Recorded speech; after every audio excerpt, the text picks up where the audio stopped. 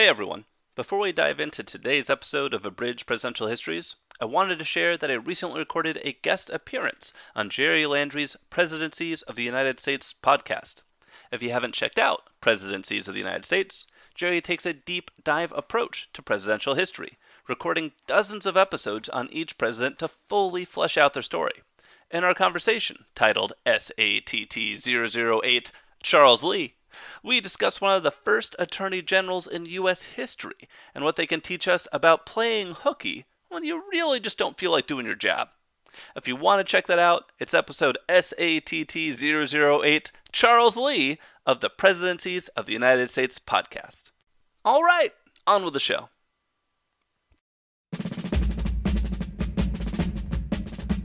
Welcome to the Abridged Presidential Histories with Kenny Ryan, episode 26C, an interview on Theodore Roosevelt and the advent of the bully pulpit with Harold Holzer. I am excited to welcome Harold Holzer back to the show today.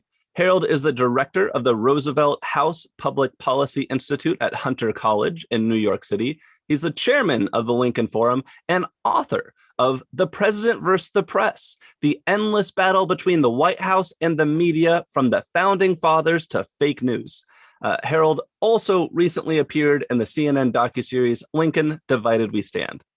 I last spoke with Harold last spring for an episode about Lincoln's relationship with the press, and today we're going to be talking about Teddy Roosevelt's relationship with the media. We all know who Theodore Roosevelt is. We can all summon an image of him in our heads, and that's not by accident. TR was like a quantum leap forward from his predecessors in how he used the media to his benefit. I can't wait to dive into it with Harold. Harold, thank you so much for your time. Thanks, Kenny. It's good to be back with you. Let's start with the claim I just laid down. How different was TR's approach to the press from that of presidents who preceded him? Was he doing anything radically different?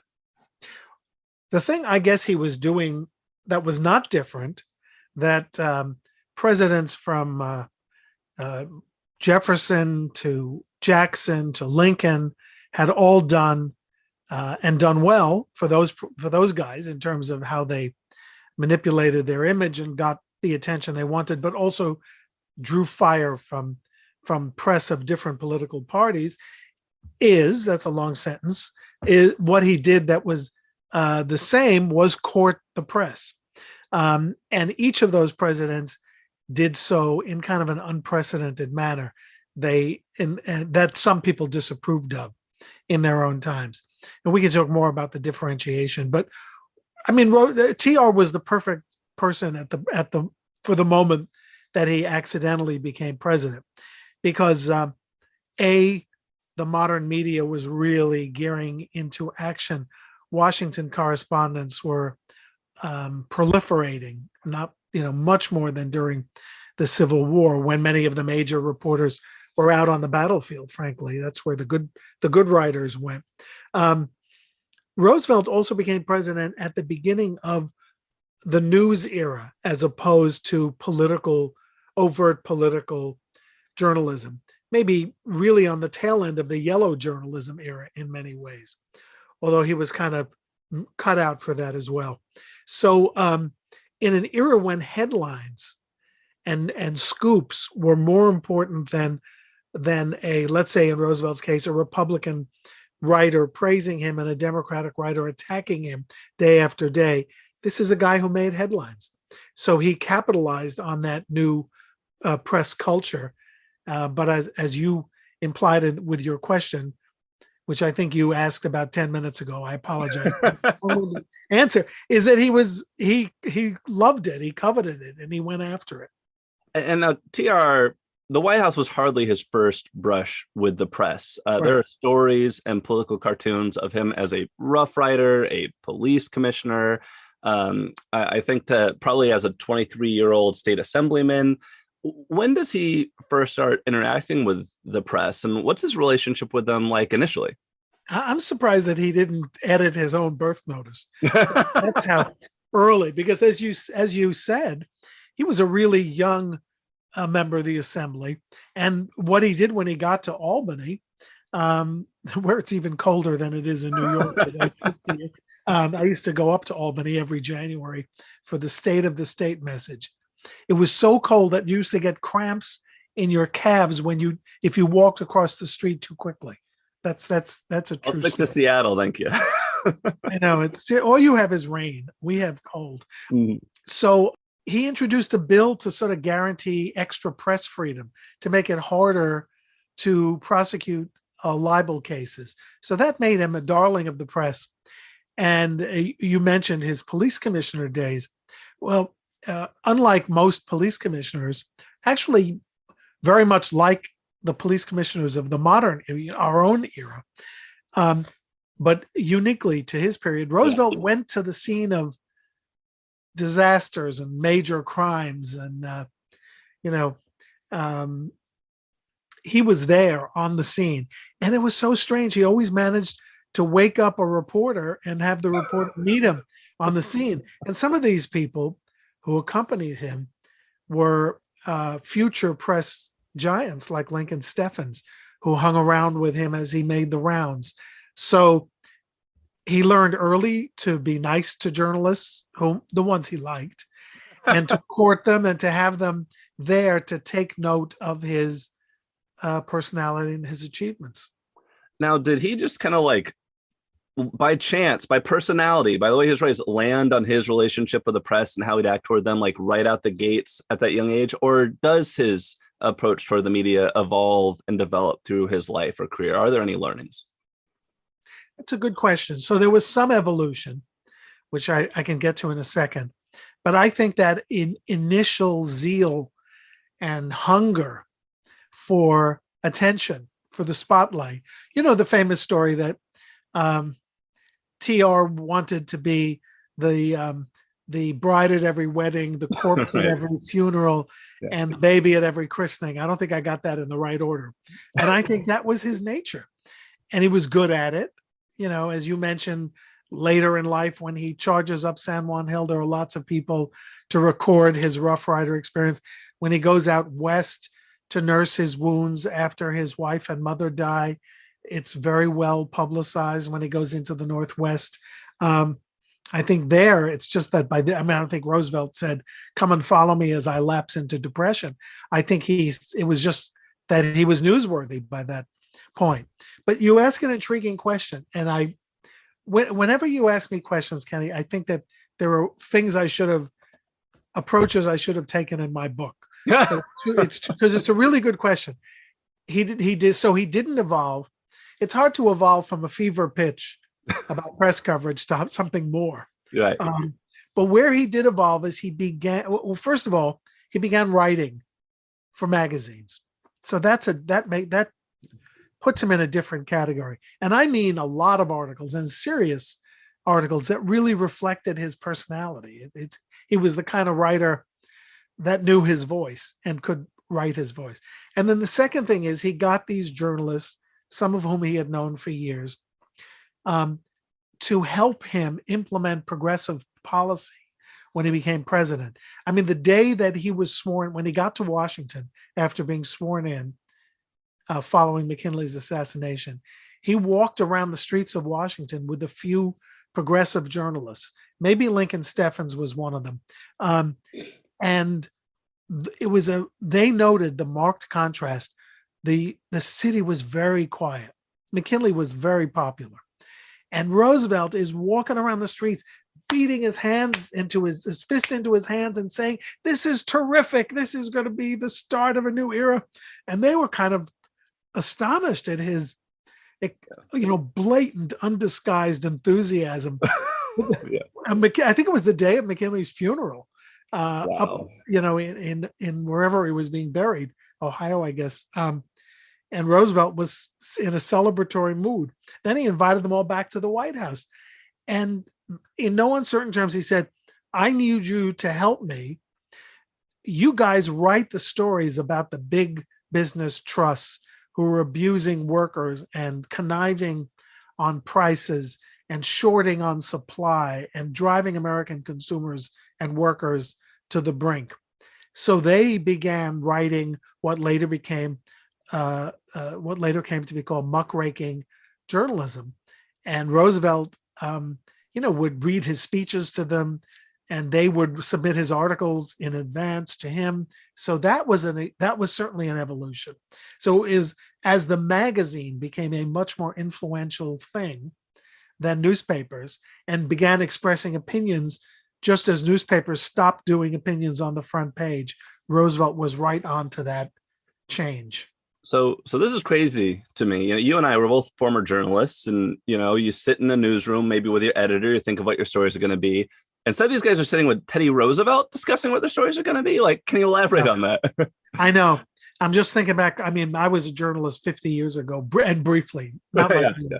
I think you had a longer career. I've known tons of journalists in New York and nationally over the years. Yeah, I mean, there are newspaper men who were called in by presidents. That's a tradition that goes back. I mean, Jackson made sympathetic editors members of his kitchen cabinet. Yes. Lincoln gave them jobs in the administration. Yes. And there were a couple of editors who would come and talk to him in the White House about the war. But these were editors. You see, Roosevelt is operating in a time when the political editors are gone. And Roosevelt did not call William Randolph Hearst or Mr. Sulzberger in. Yeah. He would deal with reporters. So, and we can get into the barber's hour, which of course is his manipulation. But in terms of, it is certainly odd for a president to dictate or to welcome or to edit or to be the first audience, the first ears for a major piece in an investigative piece. Yeah. I think you would probably be attacked today, although, no one is fatally wounded by anything today. The press is not, Dan Rather might disagree, but yeah. Yeah, but you can yell at the press and call them stupid, and that's a terrible question. It didn't change Donald Trump's position. I mean, he's never had more than 48% popularity, but it doesn't seem to hurt him among the people who like him. And but in those days, let's say in the 50s and 60s and 70s, if Walter Lippmann was not only criticized for seeing Lyndon Johnson in the White House and advocating his Vietnam escalation, he kind of lost his career once the war became unpopular. I mean, he was an old man by today's standards. He was like 77, 78. As I'm beginning to look at that on the horizon, I don't think it's so old anymore. I was going to say very young, Harold. But Lippmann quit. He said, I've been used by him. The war the escalation was a terrible idea, and I was kind of duped into it, he told his friends. Okay, so I'm going to come back to TR in the White House in a bit. I want to go back to kind of the development of his career. And did his relationship with the press help him develop his career? Like if he had not known how to work the media, would he have ever become a governor or a police commissioner or president, Well, I don't want to minimize the fact that he was enormously gifted and enormously energetic. I mean, he worked all hours. He read a book a day, they say. He wrote his own speeches. He wrote, again, articles, newspaper and magazine pieces. So I don't want to say that he would not have been successful. He might not have talked his way into becoming a gubernatorial candidate when the party regulars didn't like him. But he did because he was so popular. And, he manipulated himself to be a very available vice presidential selection by the convention of, I guess it was 1900.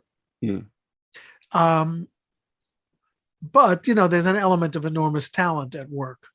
The other thing about Roosevelt that, the press is not going to be covering him simply because Roosevelt needs them to advance himself. They cover him because, as they say in the business, he's terrific copy. Yeah. I mean, he's an exaggerated personality who will say anything that's on his mind. And, this is a guy who, goes on these walks every day, who gets rid of you don't want me to jump to the presidency, but his exercise routine, he's a self-made weakling who converted from a weak kid into a tough guy. He liked boxing. He wore those the glasses on a ribbon, the pince-nez glasses. He gestured broadly. He was a great personality. So why it was in the interest of the press to give the public what they thought was entertaining, and Roosevelt was entertaining. And okay, so let's jump to the presidency. In particular, the one really interesting aspect, or one of many really interesting aspects of TR, he is the first accidental president, the first vice to reach the White House because the president died, to be successful enough to win re-election. Okay. I was wondering how you were going to end the sentence. Yeah, yes, sorry. Right. John Tyler couldn't do that. Millard Fillmore couldn't do it. Andrew Johnson, Chester Arthur. You have four guys who have been in these shoes before and failed, often spectacularly. How important was his media savvy to making re-election possible for himself and to making himself a success? Well, very important, but he also was smart enough to shift the national attention from imperialistic designs on Cuba, or whatever that was, a fake war, a real war, right, a short and fun war, as John Hay put it, to domestic concerns. And he shifted into this populist mode that was extremely appealing to a majority of voters, and won him Democrats as well as progressive Republicans. So he turned himself immediately to domestic policy. It's true he built the Panama Canal, but that was, seen in many ways as an act of commerce, aggressive commerce pursuit, as opposed to the usual way, which is war and the brink of war. So the public liked him, and I think that's why he was successful. Johnson, for all of his rallies and his appeal to racism, he was the first president to do rallies. I think that point was made by a historian named Brenda Wineapple, that when he was thwarted by Congress, he held rallies, which I found a really interesting observation. Yeah, Arthur was unimpressive. Tyler was viewed so ardently as an accident that, and also of a different party. Yeah. So, but it is a great point that Roosevelt. The list is still very short, right? You have Lyndon Johnson. Who else? I guess Truman won by the skin of his teeth. Johnson won overwhelmingly, and Gerald Ford failed. Mm-hmm. Mm-hmm. So, yeah, it's a small group that has been a tiny group that's been successful, and they're all big personalities, aren't they? The TR, Truman, and Johnson. Yeah, absolutely. So Theodore Roosevelt called the presidency a bully pulpit. What did he mean when he said that? Let's elaborate on that term and what he's going with there. I know it's a great term, and it's still out there. A lot of his great phrases are still in the national vocabulary. Trial balloons, things like leaks. Those are all things that he invented. At least he didn't invent them, but he invented the terms. Wow. And muckrakers, he invented that. We should get to that because he had an evolving vision of what a muckraker was. But to Roosevelt, as the first president who sought political coverage on a daily basis with daily briefings and aggressive overtures toward the press, and aggressive pushback, lawsuits. Donald Trump is not the first person to sue journalists. Teddy Roosevelt is the first president to sue journalists, and the first president to be sued by people for things he said in the papers. Yeah. So he decides the presidency affords him the opportunity to campaign actively, not just for office, but for policy change. So he goes out and beats the drums for trust busting and things like that. And that's what he calls, I'm using the bully pulpit. And he was a bully, in a non-judgmental way. He was, but it's a great phrase, like all of his great phrases. I'm curious. He always, his exclamation, "Oh, bully!" almost like an excited thing. Did bully mean something different back then, or did it mean as today, like, I know I'm going to beat you guys into submission? I think it meant both.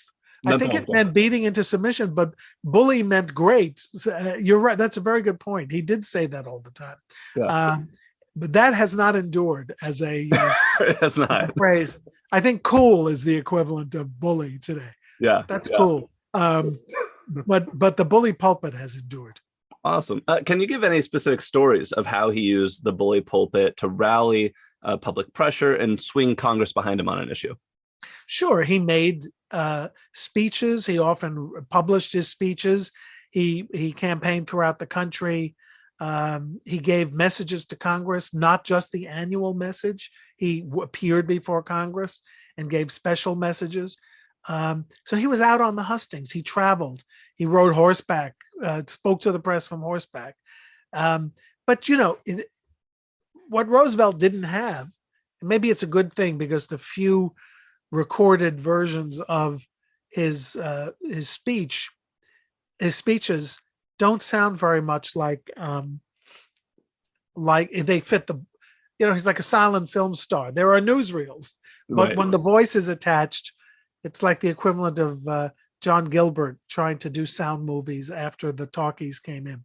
He spoke somewhat similarly to his cousin Franklin. He had a high tenor voice. That's so and funny. not a Hudson River accent, because that was the Democratic Roosevelt's had the Hudson River accent, but he had the Long Island elite accent, which is almost the same. So it was a person, not a person. Wow. Yeah, so he sounded like he was pretty high toned.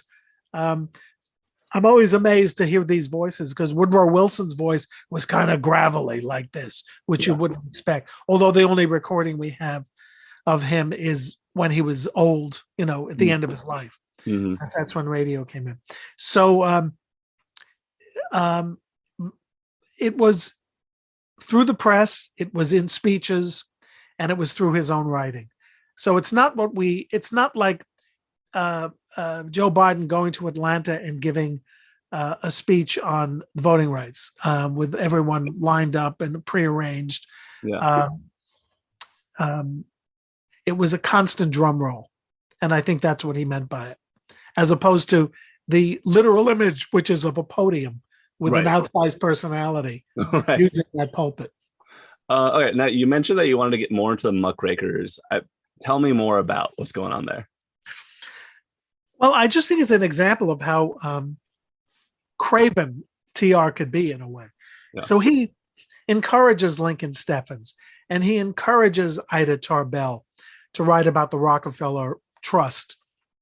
He encourages Ray Stannard Baker to fill his magazine with, and Richard Watson Gilder. All of these writers and editors are on his side. And when I say that Roosevelt coined the phrase muckraker, I don't mean that he did it in an admiring way or at the beginning of their campaign to ballast his programs with their exposés.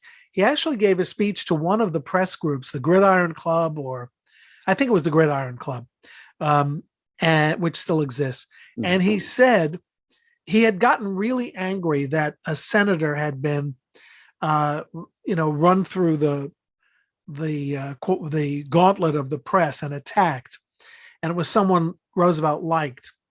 And he went to the Gridiron Club and he said, there is a kind of person who wallows in the mud, who digs through the mud. It's the muckraker. And that is a phrase from a novel by John Bunyan. It's not something, in this case, that he made up. Yeah.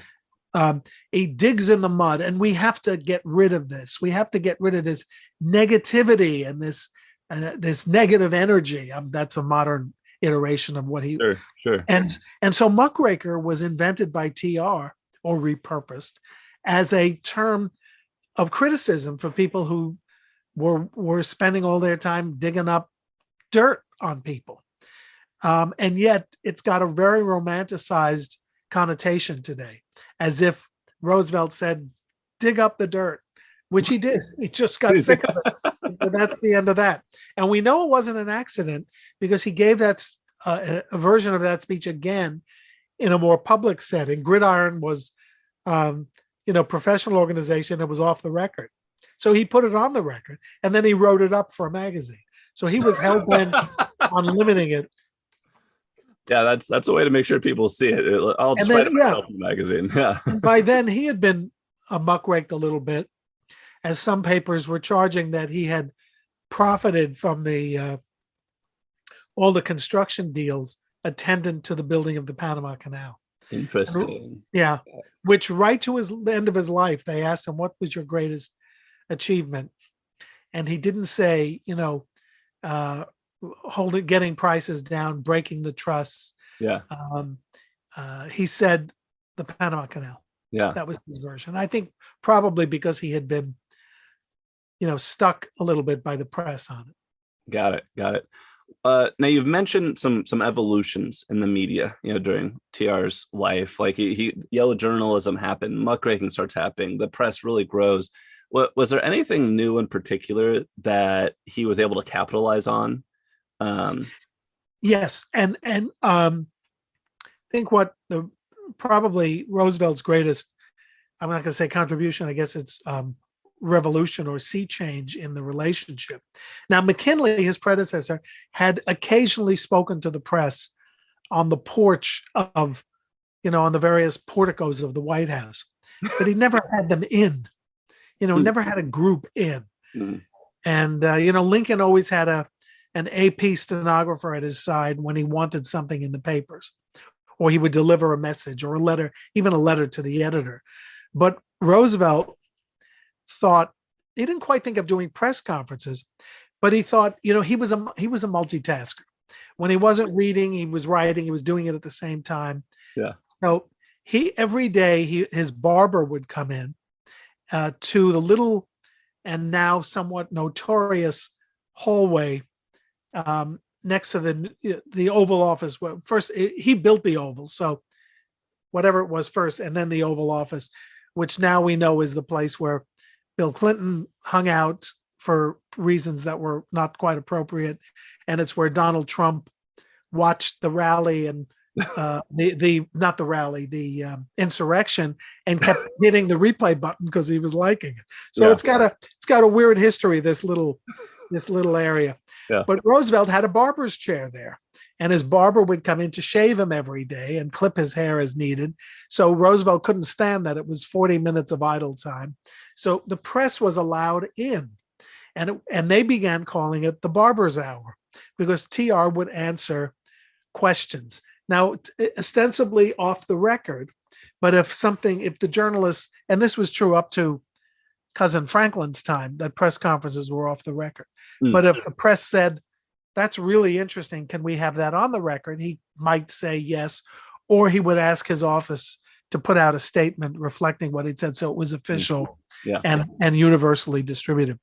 But this became an extraordinary way for there to be almost a collaboration of interest between the working journalists. And meanwhile, Roosevelt built them their first press room in the White House. And there has been a press room ever since, even if Richard Nixon got rid of them where they had been. He didn't want them that close to him, so he covered up Franklin's swimming pool. Yeah. And that every time we see a press briefing with Jen Psaki today, know that she's standing at the deep end of a swimming pool. Yep. Covered over by, I hope, something secure. Right. when Ronald Reagan rechristened it the James Brady briefing room after his press secretary, who had been shot and grievously wounded during the attempt on Reagan's life, he had Brady back in, and they said, well, what's new about this place? They weren't too sure they had gotten anything for this remodeling. Actually, they got a place where they could do one-up broadcasts. So they got something. Yeah. And he said, well, now we have a retractable floor. So if any of you people get out of line, we're going to just open the floor. Only Reagan would think of that. I know I'm digressing, because Reagan always brought his movie sensibility into his public comments. And I don't know if you know the movie It's a Wonderful Life.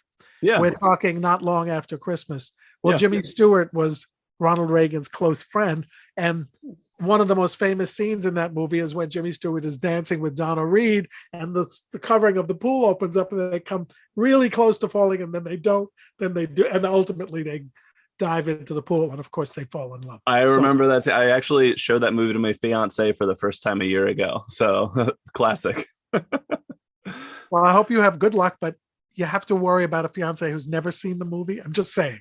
But if you've taken care of that problem, I'm just gonna say, okay, like now we're really digressing, but yes, we are. And like the scale of where the movie, like how it holds up and where it doesn't hold up, he sees, it takes him through the life, seeing all the horrible things that would have happened to people if you weren't alive, and then he's like, "What about my wife? What about my wife?" And like, I can't tell you what happened to your wife. It's too horrible. I'm like, people are dead. Like troops died in the war. Because now, what happened to my wife? She's an old maid. She's a librarian. Oh, like, that's the worst thing. Yeah. Of what happened to everybody. Wow. Not everything holds up. Right. When his brother says to the richest man in town, I cry every time I see it. So it's otherwise a wonderful movie. It's the recommend everyone see it. But okay. So fantastic movie. Next time we interview, we'll just talk about our favorite movies. Jumping back to TR and how he's handled the press and kind of starting to sum this conversation up too. If you were to do a ranking of presidents based on who was best at using the press to advance their positions, to get what they wanted from their career or their administration, kind of where would you rank TR? Wow. I would certainly put him in the top 4 or 5. Yeah. With it's hard to compare them to the 19th century presidents. Absolutely. Although Lincoln was very, very adept at using the press. So I might put him up there. But Franklin, John Kennedy, and Donald Trump, because his attack, he used the new kind of communication, social media, and built his base by sort of replacing the press. And whatever one thinks of him politically or administratively, I think he was very successful at that. In fact, C-SPAN does a poll of presidents. Yeah. And I'm one of the historians. I mean, it's like being an Oscar voter. It's very exciting, and you're not really supposed to talk about it. And they have created new questions this time, which talk to racial equity more than it ever has. And that's a tough one because you have to answer the question, did they promote equality and apply it to Jefferson and the same way you apply it to Lyndon Johnson? It's a little rough. But one of the questions has always been, rank this president in communications ability. Mm-hmm. Well, I think the reason that Donald Trump came in third to last instead of last is because you can't honestly give him a 1 in communications ability. He's just too good at it. He may not be good at anything else in some people's view, but you cannot, unless he was, I took off a few points for lying to the, he still gets a 7, anyway, but TR was one of the very best. He pushed the borders of what the media could do and do for him, and where it could go in the White House and how it could cover him.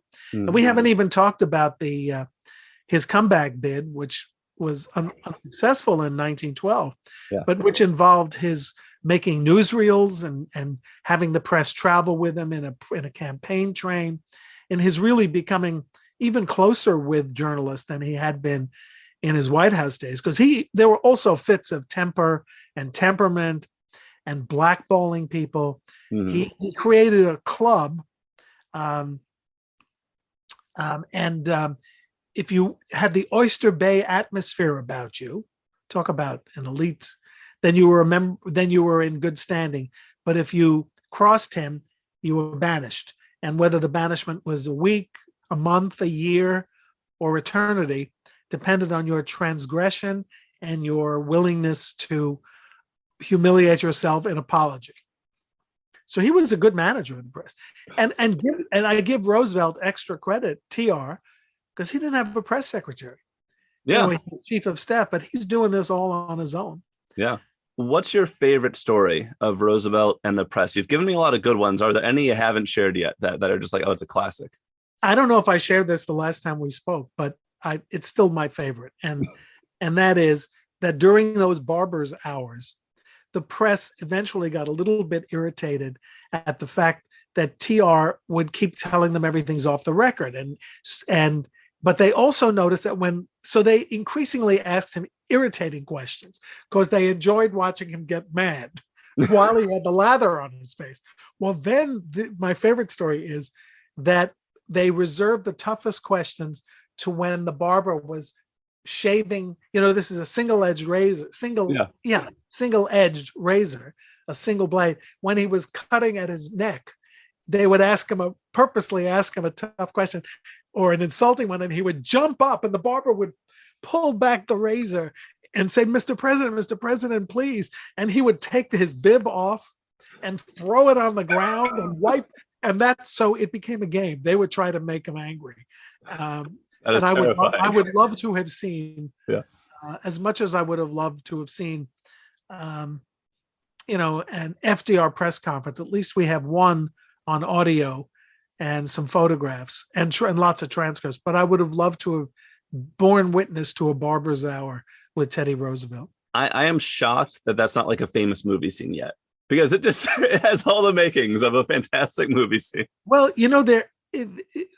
there are always rumors about a TR movie. Yeah. And maybe I'll get to be an advisor if they ever do it. You know who's interested in it? Leonardo DiCaprio. Oh, I feel like I read that once. Yeah. Yeah, once, right? I mean, it's one of these great unmade projects. But listen, if an actor is interested, sometimes it happens, especially someone with his power and prestige. So maybe it can happen. And I think, look inside the White House at dealing with the press would be fantastic. Absolutely. Absolutely. What's the legacy of Roosevelt's relationship with the press?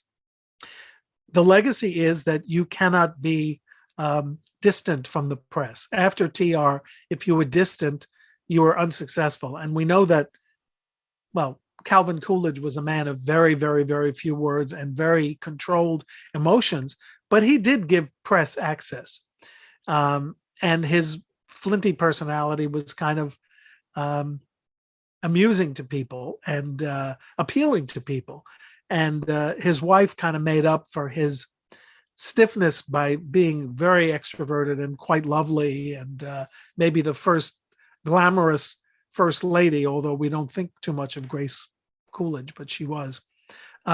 Hoover paid a price for demanding that questions be submitted in advance. So TR set the bar, even if no one until his cousin Franklin revived that. And then after FDR, access is required, definitely required. Yeah. It may have taken, 25 years to catch up to what Teddy had made part of the culture. But I give Teddy credit for, after Teddy, if you wanted to be successful with the press and therefore with the public, you had to be open and accessible. And colorful, somewhat colorful. Absolutely, that helps. Last question I got for you. What lessons in leadership do you think we can learn from Teddy, and particularly how he handled the press? Well, the lesson is to be available, to be out there, to not be rehearsed. I know we're hearing a lot today about over-rehearsal. And to have, your own thoughts and be able to express them. I mean, Roosevelt was unique in that, although Lincoln had owned a newspaper once, and of course, I got to get the year right, 1920, the Republican and Democratic candidates for president were both newspaper editors, editors, Cox and Harding. Both from within Ohio, 80 miles of each other in Ohio, right? That's a unique kind of newspaper war. That is a real newspaper war. I should have written more about that too. I mentioned it, but Teddy actually was offered a job as a New York daily newspaper editor after his presidency, after his loss in 1912, late in his life. And he sort of said, I would really love to do it. I don't think but he had just signed a contract with the magazine to provide like monthly columns. I think it was the Outlook. And he just couldn't bring himself to do it. Now, with Teddy, maybe that's the other lesson we learned. You can't take the bridge too far. You can't, again, that's part of his legacy of being the bride, the corpse, and the baby at the wedding, funeral, and christening. You can't be your own. You can't do your own coverage exclusively. And if Roosevelt had had his way, he would have been the reporter, the editor, and the newsmaker, and the censor, and the public relations specialist. The amazing thing is how close he became to being all of those. Absolutely. If you'd like to hear more from Harold, please check out his book, The Presidents versus the Press, The Endless Battle Between the White House and the Media, From the Founding Fathers to Fake News. Thank you so much for your time, Harold. Kenny, it's always great. It was a pleasure. Be well.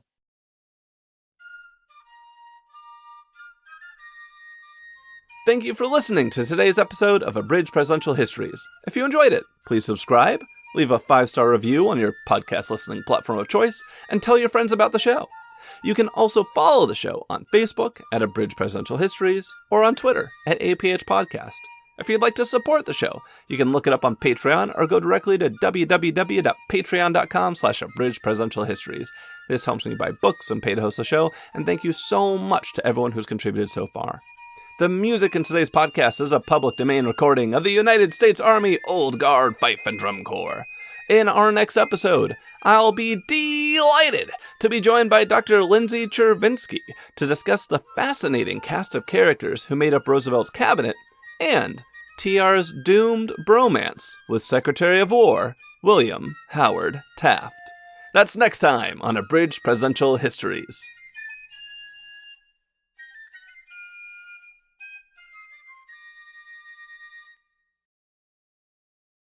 I'm sorry I criticized your fiance. That was out of bounds.